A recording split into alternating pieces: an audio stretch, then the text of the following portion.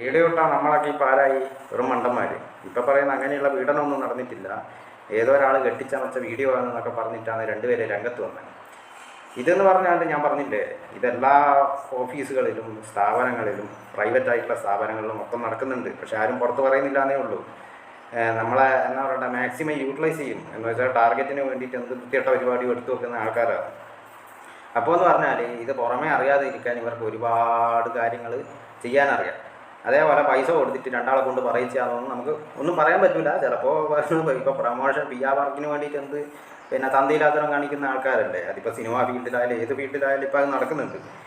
ഇതിനെതിരെ പ്രതികരിക്കുന്ന നമ്മളൊക്കെ വീഡിയോ ഇട്ടാണ് ആകെ എന്താ പറയേണ്ടത് 3G ആവുന്നൊരവസ്ഥ. കാരണം വെച്ചാൽ നമ്മൾ വീഡിയോ ഇട്ടാൽ നമ്മൾ മണ്ടന്മാരാവും. അങ്ങനെയൊന്നും നടന്നിട്ടേ ഉണ്ടാവില്ല.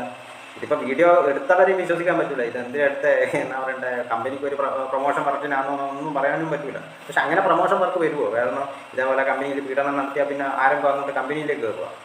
ഇത് സംഭവം എന്ന് പറഞ്ഞാൽ പിന്നെ ചിലപ്പോൾ രണ്ട് പേര് തമ്മിലുള്ള വിദ്വേഷത്തിൽ ഇത് ചെയ്തതായിരിക്കും. അല്ലെങ്കിൽ എന്ന് പറഞ്ഞാൽ പീഡനം നടക്കുന്നിടത്തുനിന്ന് പിന്നെ എല്ലാവരും അറിയാൻ വേണ്ടിയിട്ട് ആരോ ക്യാമറ വെച്ചിട്ട് എന്താ പറയണ്ട അറിയാണ്ട് ഷൂട്ട് ചെയ്തതായിരിക്കണം.